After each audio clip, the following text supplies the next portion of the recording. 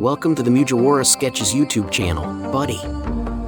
In today's video, we're diving deep into the enigmatic world of One Piece to discuss one of its most mysterious figures, Joyboy. In this video, we'll explore Joyboy's possible race and how it connects to the broader lore of the One Piece universe. But before we begin, make sure to subscribe to our channel and hit that notification bell so you never miss an exciting One Piece discussion. Fans of One Piece don't know much about Joyboy, who is a mysterious figure. In One Piece, the tale of Joyboy has been brought up more than once over the years. Fans know that this person lived during the Void Century and led the fight for freedom against the 20 Kingdoms. Joyboy came from the Ancient Kingdom and was a very strong person. He was also Nika before he became Luffy. Slaves all over the world loved him because he set them free and made them happy. Oda is still looking into a lot of the character's history, but a lot has already been talked about in the story, such as the possible race of the original Joyboy. Part 1. Joyboy's race. Fans don't know much about the families that lived in the Ancient Kingdom 900 years ago in the world of One Piece. Fans already know about some families that lived in this powerful kingdom, though. These families include the Kozuki and even groups like the Minks. Over time, One Piece fans have learned more about the races that were connected to the Ancient Kingdom a long time ago. The Fishman race was another interesting group that turned out to be a friend of the Ancient Kingdom. For fans, Joyboy promised to keep the Fishman kind safe, and when he couldn't, he even told them he was sorry. In fact, Fishman Island is the first place in the story where Joyboy is mentioned. Fans can be sure that they were once close friends with Joyboy and strong allies of the Ancient Kingdom.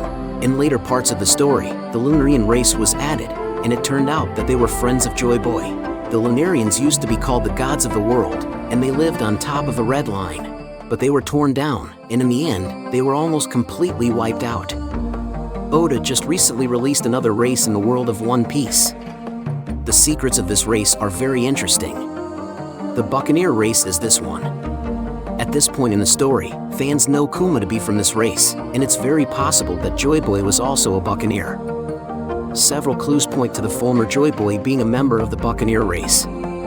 The first one comes from the Reverie arc of One Piece. Part 2. Joyboy's Giant Hat. Fans met Imu for the first time when the Reverie arc of One Piece began. In that panel, fans saw Imu go to a cryogenic room that looked like a big morgue. Someone used to be a Joyboy because there was a big straw hat in one of the hallways. Fans didn't understand what this huge straw hat was or why it was kept in the Holy Land of Mirahoa at the time. As expected, fans began to think about what this huge straw hat might mean. In the end, everyone agreed that it must have been worn by a giant hundreds of years ago in the world of One Piece. Fans thought it was interesting that the former Joyboy was part of the giant race. Now, though, it's clear that the former Joyboy wasn't really a giant. Instead, he was probably a person with giant blood in them. After doing this, he would be a Buccaneer. The giant's blood flows through the bodies of the Buccaneer race. Their bodies look like they are a mix between those of giants and humans, but they are as strong as the giants. Still, they are very big. Not as big as the giant races, but also not as small as humans. Someone of the Buccaneer race would look great in this hat. But Joyboy is a Buccaneer in more ways than one. Part 3. The Legends of the Buccaneer Race. The Buccaneer race was just recently added to the world of One Piece, and fans were told that this race was almost dead to begin with. This means that the world government searched for them and hurt them a lot. Most likely, this was done because the world government didn't like this race and thought it was involved in a big crime in the past. Fans were not told about this crime, but as soon as the world government learned about Kuma's race, both of his parents were taken as slaves to the Holy Land of Mirahoa. He said that they were treated horribly there, and both of his parents finally gave up and died because of it. The plan was for Kuma to be a slave for life, but luckily, he was able to escape on the island of God Valley 38 years ago. But none of that happened before the story of Nico was told to Kuma. Kuma's dad told him all about Nico when he was little. He says that the Buccaneer race worships Nika as if he were God. The stories say that Nico will one day free everyone, even the Buccaneer slaves. He makes people laugh and smile everywhere he goes, and the drums of freedom in his heart set thousands free, making them smile too. While Kuma was growing up, his father was a strong follower of Nika, and Kuma later joined him. In fact, Kuma wanted to be more like Nika and save a lot of people, which he did 38 years ago on the island of God Valley. Kuma was able to eat the Niku Niku no Mi and get a power called the Hands of Freedom. He freed 500 slaves with this hand and sent them all to safe places around the world with his friends. Although Kuma was growing up, his desire to help people only grew stronger. Eventually, he told this story to his daughter Bonnie as well.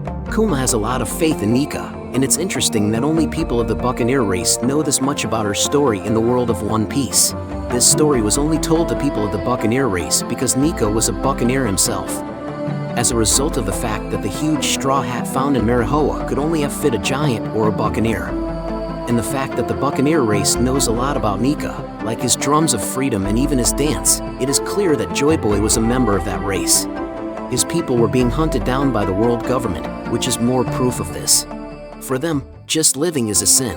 Recently in One Piece, Saint Saturn said that just being born as a Buccaneer is a sin, and people with this name will be slaves their whole lives and die while they are captive.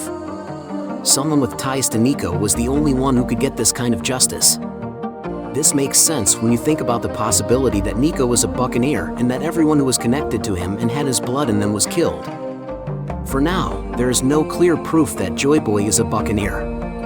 However, everything is in place for him to be a member of this race already.